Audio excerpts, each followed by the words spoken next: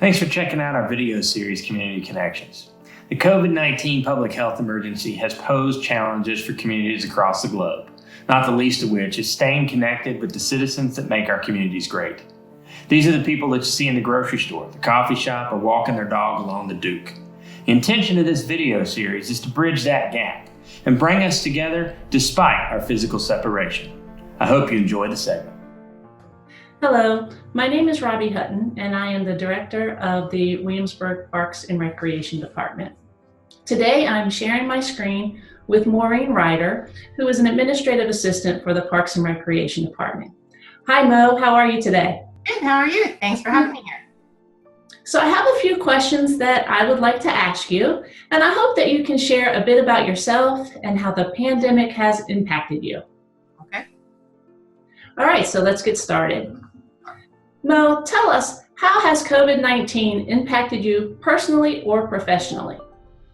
Personally, a lot more time being spent at home with my teenagers. So some days that can be challenging. As you know, I like to travel a lot. Our family likes to travel a lot, so we have not gone anywhere in months, and it's hard. So virtually planning lots of trips.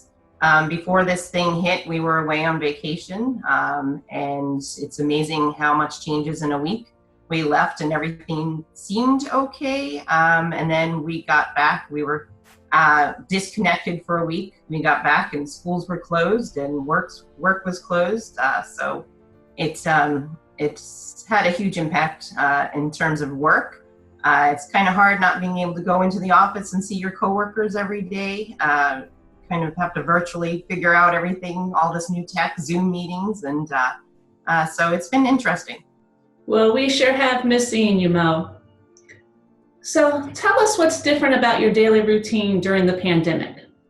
Well, mornings are less chaotic, that's for sure. Not rushing around in the morning trying to get the kids out of bed and grumblings. And so I've been able to relax a little more in the mornings. Work-wise, just been connected to the phone more.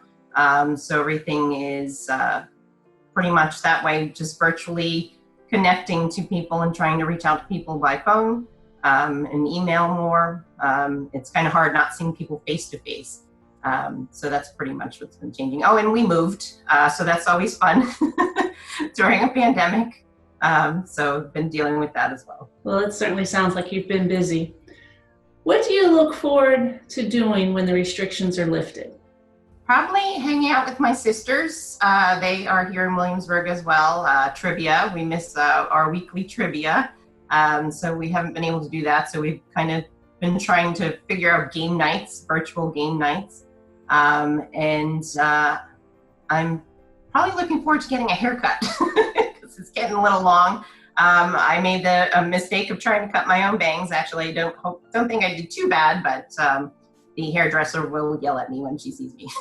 Well, I know the Parks and Rec staff, we certainly miss hearing your trivia stories. Yes. What is one thing you wish you would have known before the pandemic? Before the pandemic, luckily I was prepared, and it was just by complete dumb luck that I was prepared. We had our toilet paper all ready, supplies, and I had done shopping before we left, so we were set with that. I think pretty much just to remember for the next time, and hopefully there isn't going to be a next time, just to make sure you have a plan in place and prepare just in case, because you never know what's going to happen. I hear you. What's your favorite stay-at-home snack? Oh, too many. Cheese is my downfall.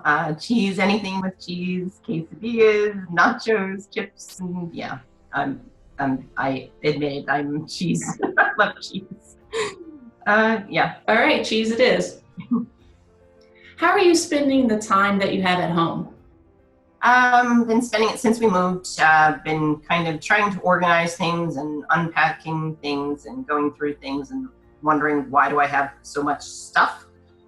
So trying to pare down things and go through and organize more. So trying to attempt to be organized, and that's pretty much what my time has been, and trying to get the kids to remind them to do their schoolwork and get things and get them organized as well.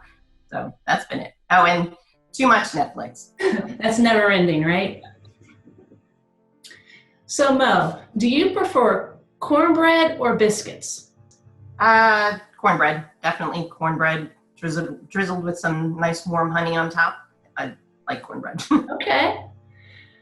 So what about Williamsburg's community are you most proud? I am most proud that our community seems to have gotten together and they just care so much for everybody in the community. And every time when I'm handling the phones, if I have somebody call with a question and I don't know the answer to that, there's always somebody I can reach out to and that answers that question. And I remember going to a training class when I first came to Williamsburg. It was kind of a tourism class, the Prepare, Care, Share class. And I remember the instructor telling us about people when they call and ask questions. And you may have heard this for the 50 millionth time, and for that person, it's the first time they're asking it. And to always treat them as such, not roll your eyes and say, oh, I've heard this question 50 million times. Well, I ask a lot of questions if I don't know something, and I reach out to people, and they are always so kind and helping, and everybody's been so kind in helping out their neighbors, and I just think it's a wonderful thing. I agree. Williamsburg is a wonderful place to work, live, and play. Mo, what is one thing that you want Williamsburg to know? To be patient and to be kind to everybody they meet. You don't know what everybody's going through. You don't know what they're dealing with, whether it's sadness or just to be kind. Kindness goes a long way, and we will get through this. Absolutely. Well, Mo, thanks for taking the time to speak with me today. It's certainly been a pleasure. I do miss seeing you, and I can't wait till we are back in the office again. And I hope that you and your family stay safe and stay well. You as well. Thank you so much, Robbie. Thanks, Mo.